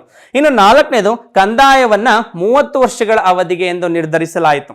ಈ ಒಂದು ರೈತವಾರಿ ಪದ್ಧತಿಯಲ್ಲಿ ಎಷ್ಟು ವರ್ಷಗಳಿಗೆ ನೀವು ಕಂದಾಯವನ್ನ ಕೊಡಬೇಕು? ಕೇವಲ 30 ವರ್ಷಗಳವರೆಗೆ ಮಾತ್ರ ಕೊಡಬೇಕು ಅಂತ ತೀರ್ಮಾನ ಮಾಡಲಾಗಿತ್ತು. ಆದರೆ ನಂತರ ಅದನ್ನು ಪರಾಮರ್ಶೆಗೂ ಒಳಪಡಿಸಲಾಯಿತು. ಪರಾಮರ್ಶೆಗೂ ಅಂತಂದ್ರೆ ಮುಂದೆ ಇನ್ನೂ ಅಷ್ಟು ದಿನಗಳವರೆಗೆ ನೀವು ಕೊಡಬೇಕಾಗುತ್ತೇನೋ, ಇದು ಬರೀ 30 ವರ್ಷ ಅಂತಲ್ಲ, ಇನ್ನೂ ಒಂದಷ್ಟು ದಿನ ಕೊಡಬೇಕಾಗುತ್ತೇನೋ, ಬಟ್ ಈಗ ಸದ್ಯಕ್ಕೆ ನೀವು 30 ವರ್ಷಗಳ ಮಾತ್ರ ಕಂದಾಯ ಕೊಡಬೇಕು ಅಂತ ಹೇಳಿ ಬ್ರಿಟಿಷ್ ಸರ್ಕಾರ ಅಲ್ಲಿ ತೀರ್ಮಾನ ಮಾಡ್ತು. ಇನ್ನು 5ನೇದು, ಸಣ್ಣ ರೈತರಿಗೆ ತಮ್ಮ ಅಧೀನದಲ್ಲಿದ್ದ ಭೂಮಿಯ ಮೇಲಿನ ಹಕ್ಕನ್ನ ನೀಡಲಾಯಿತು. ಸಣ್ಣ ಪ್ರಮಾಣದ, ಈಗ ಒಂದು ಹೆಕ್ಟೇರ್ ಜಮೀನನ್ನ ಹೊಂದಿದ್ದಾನೆ ಅಂದ್ರೆ ಅವನಿಗೆ ಅವನ ಹಕ್ಕನ್ನ ಕೊಟ್ಟರು, ಇದು ನಿನ್ನ ಭೂಮಿ, ನೀನು ಇಲ್ಲಿ ಮಾಲೀಕ ಅನ್ನೋ ಮಾತನ್ನ ಇಲ್ಲಿ ಬ್ರಿಟಿಷ್ ಸರ್ಕಾರ ಅವರಿಗೆ ಮಾನ್ಯತೆ ಮಾಡಿಕೊಡ್ತಾ ಹೋಗ್ತು. ಇನ್ನು 6ನೇ ಅಂಶ, ಕಂದಾಯ ವಸೂಲು ಮಾಡುವ ಅಧಿಕಾರಿಗಳು ನಿರ್ದಾಕ್ಷಿಣ್ಯವಾಗಿ ಕ್ರಮ ಜರುಗಿಸುತ್ತಿದ್ದರು. ಸಣ್ಣ ಪುಟ್ಟ ರೈತರು ಜಮೀನನ್ನ ಮಾರಾಟ ಮಾಡುವಂತಾಯಿತು. ಬಟ್ ಇಲ್ಲೊಂದು ಪ್ರಮುಖವಾದ ಅಂಶವನ್ನ ಗಮನಿಸಬೇಕು. ಇದಿಷ್ಟು ರೈತರ ಪರವಾಗಿ ಏನೋ ಇತ್ತು. ಬಟ್ ಆದ್ರೆ ಅವ್ರೇನು ಕೃಷಿ ಉತ್ಪನ್ನದಲ್ಲಿ 50% ಭಾಗವನ್ನ ಬೆಳಿಲೇಬೇಕು ಅಂತ ಹೇಳಿದ್ರು, 50% ಭಾಗವನ್ನ ಕಂದಾಯವಾಗಿ ಕೊಡ್ಲೇಬೇಕಿತ್ತು ಅಂತ ಹೇಳಿದ್ರು. ಅದನ್ನ ಅಷ್ಟು ಚಾಚು ತಪ್ಪನೆ ಕೊಡ್ಲೇಬೇಕಾಗಿತ್ತು. ಬಟ್ ಒಂದು ವೇಳೆ ಕಂದಾಯ ವಸೂಲಿ ಮಾಡುವ ಅಧಿಕಾರಿಗಳು ವಸೂಲಿಗೆ ಬಂದಂಥ ಸಂದರ್ಭದಲ್ಲಿ ಅವರೇನೋ ನಾನು ಬೆಳೆದಿಲ್ಲ ಬೆಳೆಗಳನ್ನು, ಅಥವಾ ಇನ್ನೇನೋ ಸಮಸ್ಯೆ ಆಯಿತು, ಅಥವಾ ಅತಿವೃಷ್ಟಿ ಆಯಿತು, ಅನಾವೃಷ್ಟಿ ಆಯಿತು, ಮಳೆ ಬಂತು, ಮಳೆ ಬರಲಿಲ್ಲ, ಬೆಳೆಗಳನ್ನು ಬೆಳಿಲಿಲ್ಲ, ಈ ಥರ ಏನಾದರೂ ಕಾರಣಗಳನ್ನು ಹೇಳಿದ್ರೆ ಅದನ್ನು ನಿರ್ದಾಕ್ಷಿಣ್ಯವಾಗಿ ಏನು ಮಾಡ್ತಾ ಇದ್ರು, ಅದನ್ನು ತಗೊಳ್ತಾನೆ ಇರಲಿಲ್ಲ, ಅವರಿಗೆ ಶಿಕ್ಷೆಯನ್ನು ವಿಧಿಸ್ತಾ ಇದ್ರು. ಸಣ್ಣ ಪುಟ್ಟ ರೈತರು ನಮ್ಗೆ ಬೆಳೆಯೋಕ್ಕಾಗ್ತಾ ಇಲ್ಲ ಅಂತ ಹೇಳಿ ತಮ್ಮ ಜಮೀನನ್ನೇ ಇಲ್ಲಿ ಮಾರಾಟ ಮಾಡುವಂತಹ ಒಂದು ಸಂದರ್ಭ ಇಲ್ಲಿ ನಿರ್ಮಾಣ ಆಯಿತು ವಿದ್ಯಾರ್ಥಿಗಳೇ. ನೋಡಿ, ಮುಂದಿನ ಒಂದು 7ನೇ ಅಂಶವನ್ನ ನೋಡ್ತಾ ಹೋದ್ರೆ, ನಿಜವಾದ ರೈತರನ್ನ ಶೋಷಿಸುವ ಹೊಸ ಸಾಮಾಜಿಕ ವರ್ಗವಾದ ಜಮೀನ್ದಾರಿ ಸಮುದಾಯ ಸೃಷ್ಟಿಯಾಯಿತು. ಒಂದು ಅಂಶಗಳನ್ನು ನಾವು ಗಮನಿಸ್ತಾ ಹೋದ್ರೆ ಆ 5 ಅಂಶಗಳಲ್ಲಿ ಬ್ರಿಟಿಷ್ ಸರ್ಕಾರ ಮತ್ತು ರೈತರ ನಡುವೆ ನೇರ ಸಂಪರ್ಕ ಇತ್ತು. ನಂತರದಲ್ಲಿ ಮತ್ತೊಂದು ಹೊಸ ವರ್ಗ ಸೃಷ್ಟಿಯಾಯಿತು, ಅದೇ ಜಮೀನ್ದಾರಿ ವರ್ಗ, ಅದೇ ಮತ್ತೆ ರೈತರನ್ನ ಶೋಷಣೆ ಮಾಡುವಂತಹ ವರ್ಗ ಇಲ್ಲಿ ಉಗಮ ಆಯ್ತಾ ಹೋಗ್ತು. ಇನ್ನು 8ನೇ ಒಂದು ಅಂಶವನ್ನು ನೋಡ್ತಾ ಹೋದ್ರೆ, ಜಮೀನ್ದಾರರ ಶೋಷಣೆಗೆ ಒಳಗಾದ ರೈತರು ವಿವಿಧ ಬಗೆಯ ಸಂಕಷ್ಟಗಳಿಗೆ ಒಳಗಾದರು. ಜಮೀನ್ದಾರ ಅಂದ್ರೆ ಸಾಮಾನ್ಯವಾಗಿ ಶೋಷಣೆ ಮಾಡೋಕೆ ಇರುವಂಥದ್ದು ರೈತರನ್ನ. ಆ ರೈತರ ಶೋಷಣೆಯನ್ನ ಮಾಡ್ತಾ ಇದ್ದಂತಹ ಜಮೀನ್ದಾರರ ಶೋಷಣೆಗೊಳಪಟ್ಟಂತಹ ರೈತರು ತಮ್ಮ ಎಲ್ಲ ಒಂದು ಆಸ್ತಿಗಳನ್ನ ಕಳ್ಕೊಳ್ತಾ ಹೋದ್ರು.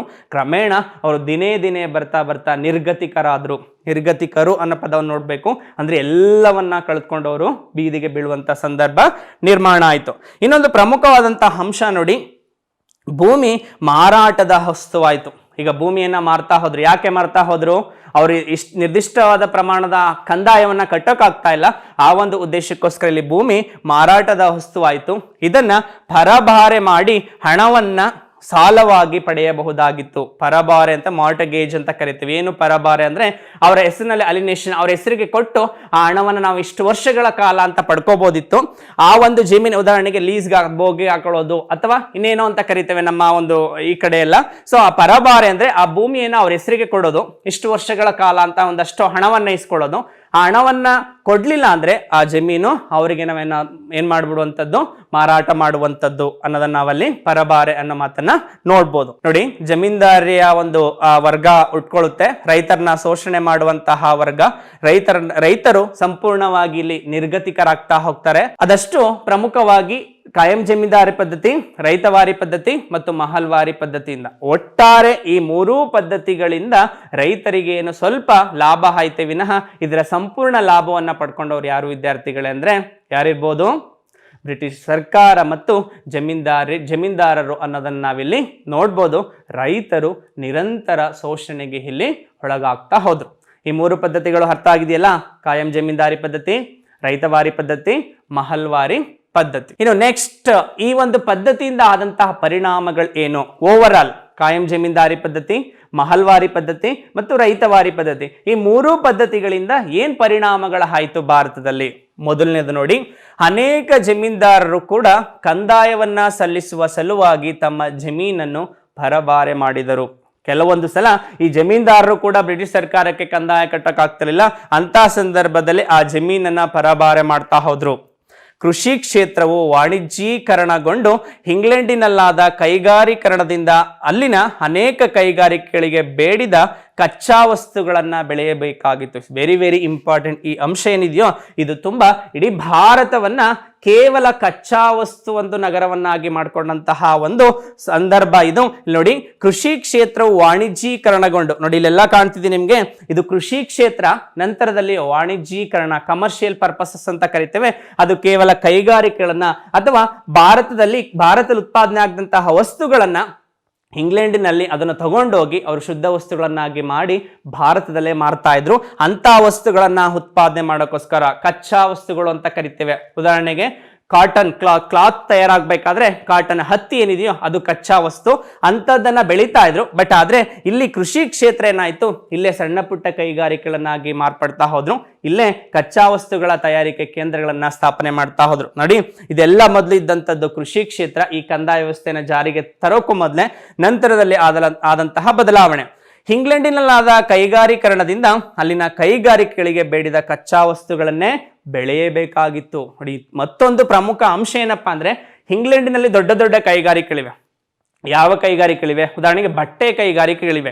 ಆದ್ರೆ ಭಾರತದಲ್ಲಿ ಏನ್ ಮಾಡ್ಬೇಕು, ಅವ್ರಿಗೆ ಇಷ್ಟ ಬಂದಂತಹ ಬೆಳೆಯಂಗಿಲ್ಲ. ಈಗ ಹತ್ತಿ ಬಟ್ಟೆ ತಯಾರಾಗಬೇಕು ಅಂತಂದ್ರೆ ಭಾರತದಲ್ಲಿ ಅದನ್ನ ಕಚ್ಚಾ ವಸ್ತು ಏನನ್ನ ಬೆಳಿಬೇಕು? ಹತ್ತಿಯನ್ನೇ ಬೆಳಿಬೇಕು ಅಂತ ಹೇಳಿ ಇಲ್ಲಿ ತೀರ್ಮಾನ ಮಾಡಲಾಯಿತು. ಹಣದ ಲೇವಾದೇವಿಗಾರರು ಬಲಿಷ್ಠರಾಗತೊಡಗಿದ್ರು. ನೋಡಿ, ಲೇವಾದೇವಿಗಾರರು ಅಂತಂದ್ರೆ ಹಣವನ್ನ ಕೊಡುವಂತ. ಇವತ್ತು ಕೂಡ ನಮ್ಮ ಸುತ್ತಮುತ್ತ ನೋಡ್ತೇವೆ ನಾವು, ಹಣವನ್ನ ಅಂದ್ರೆ ಈ ಒಂದು ಸಾಲವಾಗಿ ಕೊಡುವಂಥದ್ದು ಲೇವಾದೇವಿಗಾರರು ಅಂದ್ರೆ ಇಂಟ್ರೆಸ್ಟ್ ಇಷ್ಟು, 1 ಲಕ್ಷಕ್ಕೆ ಇಷ್ಟು ಇಂಟ್ರೆಸ್ಟ್ ಅಂತ ಹೇಳಿ ಹಣವನ್ನ ಕೊಟ್ಟು ಅವರಿಂದ ಹಣವನ್ನ ವಸೂಲಿ ಮಾಡು. ಒಂದು ವೇಳೆ ಕೊಡ್ಲಿಲ್ಲ ಅಂತಂದ್ರೆ ಅವರ ಮನೆಯನ್ನ ಬರ್ಸ್ಕೊಳ್ಳುವಂಥದ್ದು, ಅವರ ಜಮೀನನ್ನ ಬರ್ಸ್ಕೊಳ್ಳುವಂಥದ್ದು, ಇಂತಹ ಒಂದು ಸಂದರ್ಭ ಇಲ್ಲಿ ನಿರ್ಮಾಣ ಆಯಿತು. ಹಣದ ಲೇವಾದೇವಿಗಾರರು ಬಲಿಷ್ಠರಾಗ್ತಾ ಹೋದ್ರು. ರೈತರು ಮತ್ತೆ ಇನ್ನುಳಿದಂತಹ ಸಾಮಾನ್ಯ ವರ್ಗ ಇಲ್ಲಿ ಶೋಷಣೆಗೆ ಒಳಪಡ್ತಾ ಹೋಗ್ತು. ನೋಡಿ, ಲೇವಾದೇವಿಗಾರರು ಯಾವ ರೀತಿಯಾದಂತಹ ಒಂದು ಬಲಿಷ್ಠತೆಯನ್ನ ಪಡ್ಕೊಳ್ತಾ ಹೋದ್ರು ಅನ್ನೋದನ್ನ ನಾವಲ್ಲಿ ನೋಡ್ಬೋದು. ಇದಿಷ್ಟು ಒಂದು ಭೂ ಕಂದಾಯ ನೀತಿಯಿಂದ ಆದಂತಹ ಒಂದು ಪರಿಣಾಮಗಳು. ಅರ್ಥ ಆಗಿದೆಯಲ್ಲ ವಿದ್ಯಾರ್ಥಿಗಳೇ? ಇನ್ನು ಮುಂದಿನ ಒಂದು ಅಂಶಕ್ಕೆ ಹೋಗ್ತಾ ಇದ್ರೆ, ಅತೀ ಪ್ರಮುಖವಾದಂತಹ ವಿಷಯ, ಭಾರತ ಎಲ್ಲೋ ಒಂದು ಕಡೆ ಈಗ ಆಧುನಿಕ ಶಿಕ್ಷಣದತ್ತ ತನ್ನ ಹೊಲವನ್ನ ತೋರಿಸ್ತಾ ಇದೆ. ಬ್ರಿಟಿಷರು ಏನೋ ನಮಗೆ ಒಂದು ಕೊಡುಗೆ ಆಗಿ ಕೊಡ್ತಾ ಇದ್ದಾರೆ ಅನ್ಕೊಳ್ಳೋದಾದ್ರೆ ಅದೇ ಆಧುನಿಕ ಶಿಕ್ಷಣದ ಆರಂಭ, ಮಾಡರ್ನ್ ಎಜುಕೇಶನ್ ಅಂತ ಕರಿತೇವೆ. ಈ ಆಧುನಿಕ ಶಿಕ್ಷಣದ ಆರಂಭ ಹೇಗಾಯಿತು ಭಾರತದಲ್ಲಿ? ಪ್ರಮುಖವಾಗಿ ತಿಳ್ಕೊಬೇಕು ನೀವಿಲ್ಲಿ. ನೋಡಿ, 18ನೇ ಶತಮಾನದ ಹೊರೆಗೂ ಭಾರತೀಯರ ಸಾಂಪ್ರದಾಯಿಕ ಶಿಕ್ಷಣವು ಚಾಲ್ತಿಯಲ್ಲಿತ್ತು. ಸಾಂಪ್ರದಾಯಿಕ, ಅಸಾಂಪ್ರದಾಯಿಕ. ಈಗ ನಾವು ಇಲ್ಲಿ ನಮ್ಮ ಸ್ವಾಮಿ ಇನ್ಸ್ಟಿಟ್ಯೂಷನ್ ನೋಡ್ತೀವಿ ಪರಾವಿದ್ಯಾ ಅಪರಾವಿದ್ಯಾ ಅಂತ ಹೇಳಿ. ಪರಾವಿದ್ಯಾ ಅಂದ್ರೆ ಸಾಂಸ್ಕೃತಿಕವಾಗಿ ವೇದಗಳನ್ನ ಕಲಿಯುವಂಥದ್ದು, ಉಪನಿಷತ್ತುಗಳನ್ನ ಕಲಿಯುವಂಥದ್ದು, ಅಥವಾ ಈ ತರ ಆ ಒಂದು ಸಾಂಪ್ರದಾಯಿಕ ಒಂದು ಶಿಕ್ಷಣ ನಡೀತಾ ಇತ್ತು. ಬಟ್ ಆದ್ರೆ ನಂತರ ಭಾರತದಲ್ಲಿದ್ದಂತಹ ಐರೋಪ್ಯ ಮತ್ತು ಆಂಗ್ಲೋ ಇಂಡಿಯನ್, ಐರೋಪ್ಯ ಅಂದ್ರೆ ವಿದೇಶಿಯರು, ಯುರೋಪ್ ದೇಶಗಳಿಂದ ಬಂದಂಥವ್ರು. ಆಂಗ್ಲೋ ಇಂಡಿಯನ್ ಅಂದ್ರೆ ಏನು ಅನ್ನೋ ತಿಳ್ಕೊಬೇಕು. ಆಂಗ್ಲೋ ಇಂಡಿಯನ್ ಪದ ಅಂದ್ರೆ ಭಾರತದ ಮಹಿಳೆ ವಿದೇಶಿ ಪುರುಷನನ್ನ ಮದುವೆ ಆದ್ರೆ ಅವರಿಬ್ಬರ ನಡು ಹುಟ್ಟುವಂತಹ ಮಗು ಏನಿದೆಯೋ ಅಂತಹ ಮಗುವನ್ನ ಆಂಗ್ಲೋ ಇಂಡಿಯನ್ ಮಗು ಅಂತ ಕರೀತಾ ಇದ್ರು. ಅಂತಹ ಒಂದು ಸಂದರ್ಭದಲ್ಲಿ ಆಂಗ್ಲೋ ಇಂಡಿಯನ್ನರ ಸಮುದಾಯಗಳ ಮಕ್ಕಳಿಗೆ ಒಂದು ಹೊಸ ಶಾಲೆಗಳು ಭಾರತದಲ್ಲಿ ಪ್ರಾರಂಭ ಆಗ್ತಾ ಇತ್ತು. ಯಾಕಂದ್ರೆ ವಿದೇಶ ಯುರೋಪ್ ಖಂಡದಿಂದ ಅಥವಾ ಇಂಗ್ಲೆಂಡಿಂದ ಭಾರತದಲ್ಲಿ ಎಷ್ಟೋ ಸಾವಿರ ಒಂದು ಈಸ್ಟ್ ಇಂಡಿಯಾ ಕಂಪನಿಯ ನಾಯಕರು ಅಥವಾ ಎಲ್ಲರೂ ಕೂಡ ಬಂದು ಸ್ಟೇ ಆದ್ರು, ಇಲ್ಲಿ ಭಾರತೀಯರನ್ನೇ ಮದುವೆ ಆದ್ರು. ಅವ್ರಿಗೆ ಹುಟ್ಟುವಂತಹ ಮಕ್ಕಳಿಗೆ ಹೊಸ ಶಿಕ್ಷಣ ವ್ಯವಸ್ಥೆ ಬೇಕಿತ್ತು. ಈ ಹೊಸ ಶಿಕ್ಷಣ ವ್ಯವಸ್ಥೆಗಳಿಗೆ ಇಲ್ಲಿ ಶಾಲೆಗಳು ಪ್ರಾರಂಭ ಆಯಿತು. 1781ರಲ್ಲಿ ವಾರನ್ ಹೇಸ್ಟಿಂಗ್ ಕಲ್ಕತ್ತಾದ ಮದರಸಾ ಪ್ರಾರಂಭಿಸುವ ಮೂಲಕ ಆಧುನಿಕ ಶಿಕ್ಷಣದ ಪ್ರಸಾರಕ್ಕೆ ಉತ್ತೇಜನ ಕೊಟ್ಟನು. ನಿಮ್ಗೆ ತಿಳ್ಕೋಬೇಕು, ಮದರಾಸ ಅಂದರೆ ಮಕ್ತಾಬ್ ಮತ್ತು ಮದರಸ. ಮೊದಲೆಲ್ಲ ಈಗ ಮುಸ್ಲಿಂ ಶಿಕ್ಷಣ ಸಂಸ್ಥೆಗಳು ಇವಾಗಲೂ ಕೂಡ ಮಕ್ತಾಬ್ ಮತ್ತು ಮದರಸ ಅಂತ ಕರಿತೇವೆ. ಮಕ್ತಾಬ್ ಅಂದರೆ ಹೆಣ್ಣು ಮಕ್ಕಳು ಕಲಿಯುವಂತಹ ಶಾಲೆ, ಮದರಸ ಅಂದರೆ ಗಂಡು ಮಕ್ಕಳು ಕಲಿಯುವಂತಹ ಶಾಲೆ. ಬಟ್ ಆದರೆ ಹಿಂದೆ ಮದರಸಗಳನ್ನ ಸ್ಥಾಪನೆ ಮಾಡಿದ್ರು. ಇಲ್ಲಿ ಕಾಣ್ತಿದೆಯಾ, ಈ ಕಲ್ಕತ್ತಾದಲ್ಲಿ ಮೊದಲ ಬಾರಿಗೆ ಒಂದು ಶಿಕ್ಷಣವನ್ನ, ಆಧುನಿಕ ಶಿಕ್ಷಣಕ್ಕೆ ಉತ್ತೇಜನವನ್ನ ಕೊಟ್ಟಂತವನು 1781ರಲ್ಲಿ ವಾರನ್ ಹೇಸ್ಟಿಂಗ್. ನೋಡಿ ಕಾಣ್ತಿದೆಯಾ, ಇವನೇ ವಾರನ್ ಹೇಸ್ಟಿಂಗ್ 1781ರಲ್ಲಿ ಶಿಕ್ಷಣಕ್ಕೆ ಉತ್ತೇಜನವನ್ನ ಕೊಟ್ಟ. ಇಲ್ಲಿ 3 ವ್ಯಕ್ತಿಗಳು ಬರ್ತಾರೆ, ಸರಿಯಾಗಿ ನೀವು ಗಮನಿಸ್ಕೋತಾ ಹೋಗ್ಬೇಕು. 1781ರಲ್ಲಿ ವಾರನ್ ಹೇಸ್ಟಿಂಗ್ ಕಲ್ಕತ್ತಾ ಮದರಸಾ ಪ್ರಾರಂಭಿಸುವ ಮೂಲಕ ಆಧುನಿಕ ಶಿಕ್ಷಣ ಪ್ರಸಾರಕ್ಕೆ ಉತ್ತೇಜನವನ್ನ ಕೊಟ್ಟನು. ನೆಕ್ಸ್ಟ್ ನೋಡಿ, ಜೊನಾಥನ್ ಡಂಕನ್ 1792ರಲ್ಲಿ ಬನಾರಸ್ಸಿನಲ್ಲಿ ಸಂಸ್ಕೃತ ಕಾಲೇಜನ್ನ ಪ್ರಾರಂಭಿಸಿದನು. ಜೊನಾಥನ್ ಡಂಕನ್ ನೋಡಿ ಕಾಣ್ತಿದ್ಯಾ, 1792ರಲ್ಲಿ ಇವನು ಸಂಸ್ಕೃತ ಕಾಲೇಜನ್ನ ಇಲ್ಲಿ ಸ್ಥಾಪನೆ ಮಾಡ್ತಾನೆ. ಯಾವ ಉದ್ದೇಶಕ್ಕೋಸ್ಕರ? ಆಂಗ್ಲೋ ಇಂಡಿಯನ್ ಮಕ್ಕಳ ಸಮುದಾಯಕ್ಕೋಸ್ಕರ ಈ ಶಾಲೆಗಳು ಸ್ಥಾಪನೆ ಆಯಿತು. 1828ರಲ್ಲಿ ವಿಲಿಯಂ ಬೆಂಟಿಂಕ್ ಅನ್ನು ಗವರ್ನರ್ ಜನರಲ್ ಆಗಿ ಭಾರತಕ್ಕೆ ನೇಮಕಗೊಂಡ. It's very important. William Bentinck 1828ರಲ್ಲಿ ಭಾರತಕ್ಕೆ ಗವರ್ನರ್ ಜನರಲ್ ಆಗಿ ಬರ್ತಾನೆ.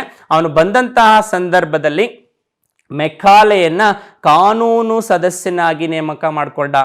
ಮೆಕಾಲೆ ಕಾಣ್ತಿದ್ಯಾ, ಈ ಮೆಕಾಲೆಯನ್ನ ಕಾನೂನು ಸದಸ್ಯನಾಗಿ ಮಾಡಿಕೊಂಡು ನಂತರ ಸಾರ್ವಜನಿಕ ಶಿಕ್ಷಣಕ್ಕೆ ಸಂಬಂಧಿಸಿದ ಸಮಿತಿಗೂ ಅಧ್ಯಕ್ಷನಾಗಿ ಮಾಡಿದ್ರು. ಅದಕ್ಕೆ ಇವತ್ತು ಶಿಕ್ಷಣ ಅಂತಂದ್ರೆ ಮೆಕಾಲೆಯ ಒಂದು ಶಿಕ್ಷಣ ನೀತಿಯನ್ನು ಇಲ್ಲಿ ಭಾರತದಲ್ಲಿ ಪರಿಚಯ ಮಾಡೋದನ್ನ ನಾವಿಲ್ಲಿ ನೋಡ್ಬೋದು. ನೋಡಿ, ಆಧುನಿಕ ಶಿಕ್ಷಣದ ಆರಂಭದಲ್ಲಿ ಏನೆಲ್ಲ ಪ್ರಮುಖವಾದಂತಹ ಅಂಶಗಳು ಇತ್ತು ಅನ್ನೋದನ್ನ ನೋಡ್ತಾ ಹೋದ್ರೆ, ಮೊದಲನೇ ಅಂಶ ನೋಡಿ ಮಕ್ಕಳಲ್ಲಿ, 1835ರಲ್ಲಿ ಶಿಕ್ಷಣಕ್ಕೆ ಸಂಬಂಧಿಸಿದಂತೆ ಮೆಕಾಲೆ ಕೊಟ್ಟ ಆಧುನಿಕ ಭಾರತದ ಶಿಕ್ಷಣ ವ್ಯವಸ್ಥೆಗೆ ತಳದಿ ಆಯಿತು. ಮಾಡರ್ನ್ ಎಜುಕೇಶನ್ ಭಾರತದಲ್ಲಿ ಇತ್ತು ಅಂತಂದ್ರೆ ಅಲ್ಲಿ ಯಾವ ರೀತಿಯಾದಂತಹ ಒಂದು ಶಿಕ್ಷಣವನ್ನ ಪರಿಚಯ ಮಾಡ್ದ ನೋಡಿ.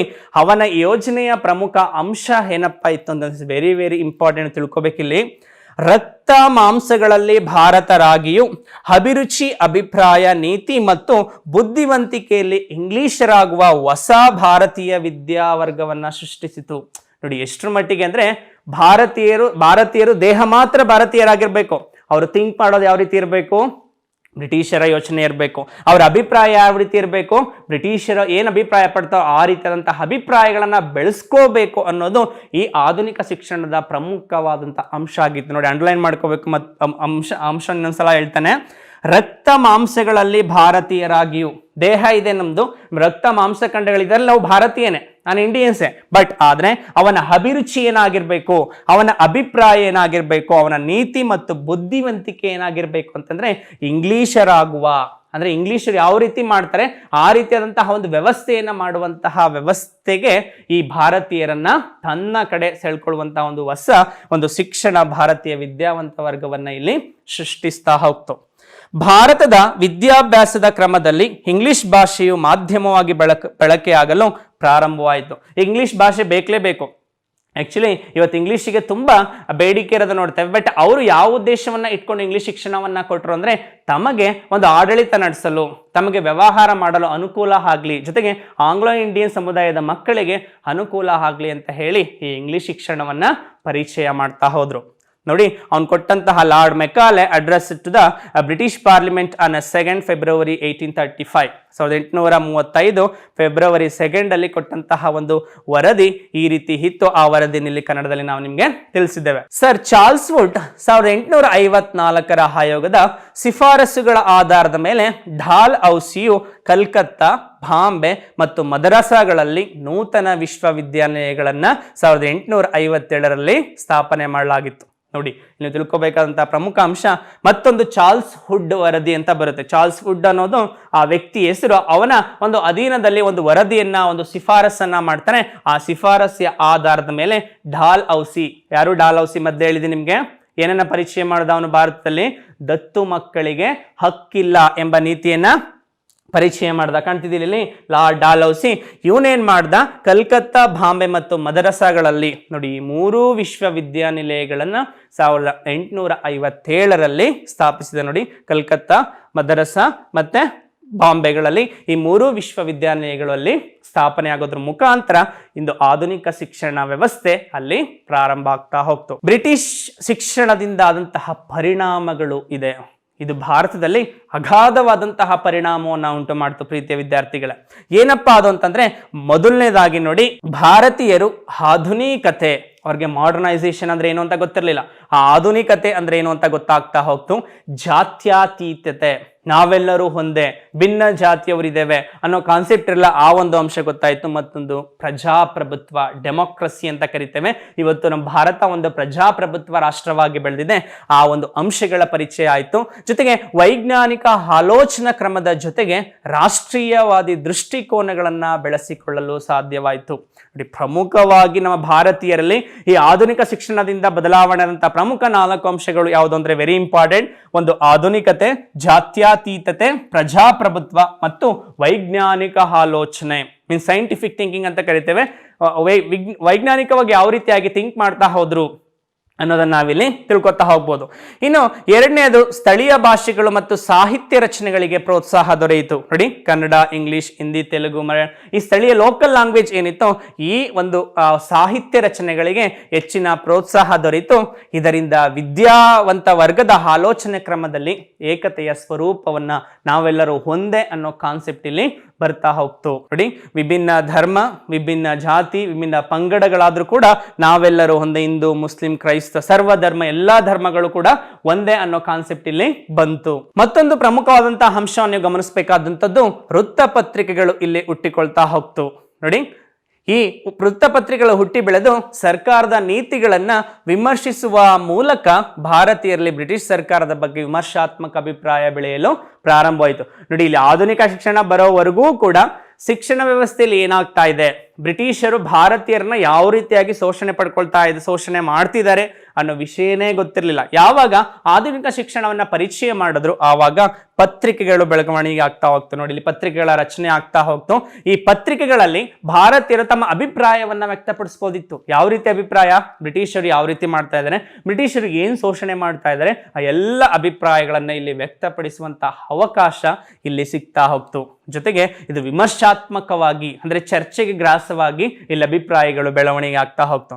ಮತ್ತೊಂದು ಹೊಸ ಒಂದು ವ್ಯವಸ್ಥೆ, ಸಾಮಾಜಿಕ ಮತ್ತು ಧಾರ್ಮಿಕ ಸುಧಾರಣಾ ಚಳುವಳಿ ಹುಟ್ಟುಕೊಳ್ತು.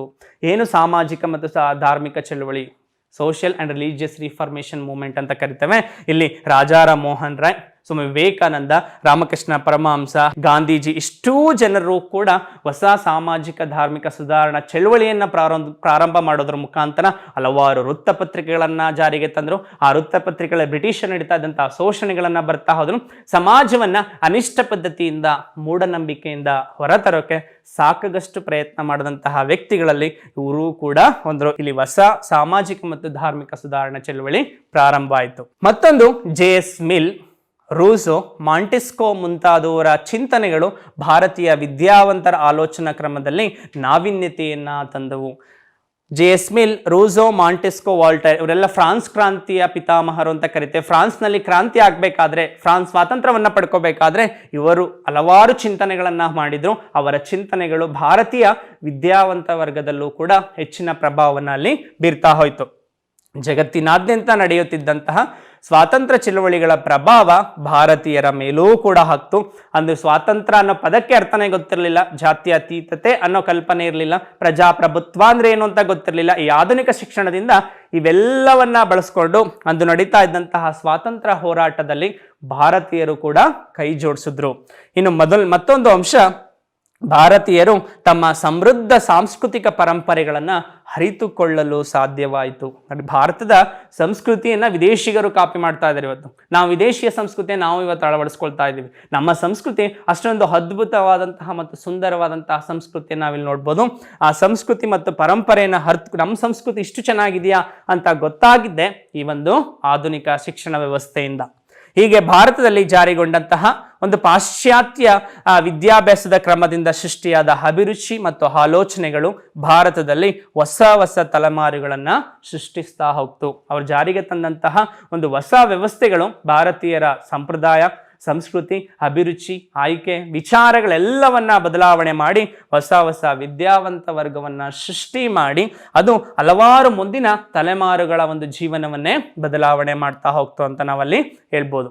ನಮ್ಮ ಸಂಸ್ಕೃತಿ ವಿಭಿನ್ನವಾದಂತಹ ಸಂಸ್ಕೃತಿ, ಭಾರತದ ಸಂಸ್ಕೃತಿ, ಆ ಸಂಸ್ಕೃತಿ ಮತ್ತು ಸಂಪ್ರದಾಯದ ಬಗ್ಗೆ ಈ ಆಧುನಿಕ ಶಿಕ್ಷಣ ವ್ಯವಸ್ಥೆಯಿಂದ ನಮಗೆ ಸಂಪೂರ್ಣವಾದಂತಹ ಲಾಭವನ್ನು ನಾವು ಪಡ್ಕೊಳ್ತಾ ಹೋಗ್ವಿ.